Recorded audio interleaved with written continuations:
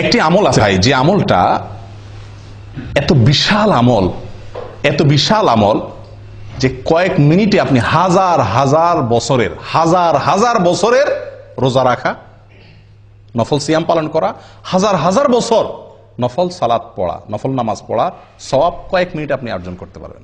বলবো পদ্ধতিটা? সুবহানাল্লাহ। নবী সাল্লাল্লাহু আলাইহি ওয়াসাল্লাম বলেন, মান গাসসালা ইয়াউমাল জুমআতি ওয়াক্তাসাল ওয়া বাক্কারা ওয়াবতাকার ওয়া মাশা ওয়া লাম ইয়ারকাব ওয়া দানা মিনাল ইমামি ফাস্তামা ওয়া লাম ইয়ালগু। যে ব্যক্তি 5টা কাজ করবে জুমার দিনে, শুক্রবার দিনে যে ব্যক্তি কয়টা কাজ করবে?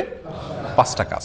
আসলে কাজ একটা, 5টা শর্ত পূরণ করে একটি কাজ করবে, সে ব্যক্তির জন্য আল্লাহ সুবহানাহু ওয়া তাআলা কি রাখছেন বিনিময়?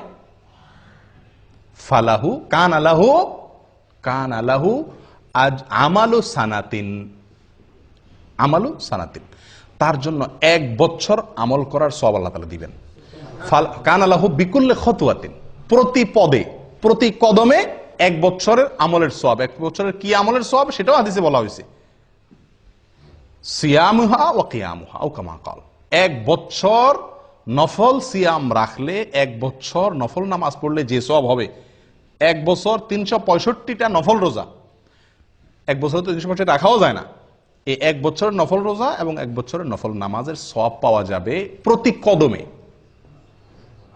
জুমার দিনে আপনার বাসা থেকে মসজিদে আসতে কত কদম দূরত্ব আছে সেটা আপনি যদি ধরেন 100 কদম দূরত্ব থাকে, এরকম তো আমাদের সবার এর বেশি থাকে, বরং 100 কদম দূরত্ব থাকে, আর 100 কদম হেঁটে আপনি মসজিদে আসছেন, 5 শর্ত পূরণ করে আপনি মসজিদে আসছেন 100 কদম পূরণ করে, তাহলে ওই জুমার দিনে ওই কয়েক মিনিট যে আপনি হেঁটে আসলেন, তার বিনিময়ে আপনি 100 কদমের বিনিময়ে কত বছরের নফল রোজা সওয়াব পাইলেন?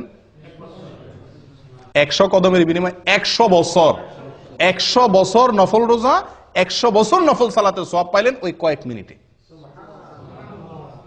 একটু চিন্তা করে দেখেন, 1 জুমা যদি এরকম হয়, 4 জুমা মাসে, 5 জুমা মাসে হয়, তাহলে আপনি 1000 বছরের আমলের সওয়াব তো শুধুমাত্র 1 মাসে আপনি কামাই করতে পারেন, এভাবে সারা জীবন।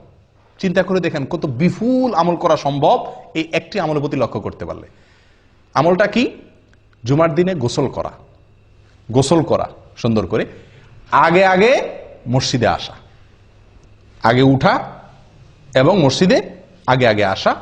3 নম্বর হলো পায়ে হেঁটে মসজিদে যাওয়া, গাড়িতে বা বাহনে না চড়া, একান্ত অসুবিধা না থাকলে পায়ে হেঁটে যাওয়া।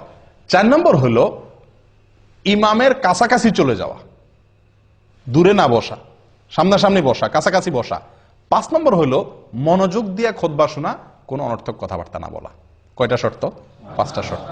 গোসল করা, আগে আসা, পায়ে হেঁটে আসা, ইমামের কাছাকাছি বসা, মনোযোগ দিয়ে খুতবা শোনা, কোনো কথাবার্তা না বলা। এই 5 শর্ত যদি পূরণ করে কি আসে, তাহলে প্রতি কদমের বিনিময়ে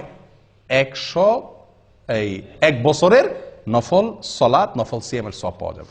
প্রিয় ভাইয়েরা, মুহাদ্দিসিনে কেরামরা বলেন, হাদিস বিশারদ অনেক উলামায়ে কেরাম বলেন, যত হাদিস আসছে সওয়াবের কথা, এটাতে এই সওয়াব, এটাতে অনেক হাদিস আসছে না, শত হাজার হাদিস বর্ণিত হয়েছে। এই হাজার হাদিসের ভিতরে একটি হাদিসে পাওয়া যায় না এত অতিরিক্ত বিপুল পরিমাণ সওয়াব সংগ্রহের সুযোগ আছে যেটা এই হাদিসের মধ্যে আছে।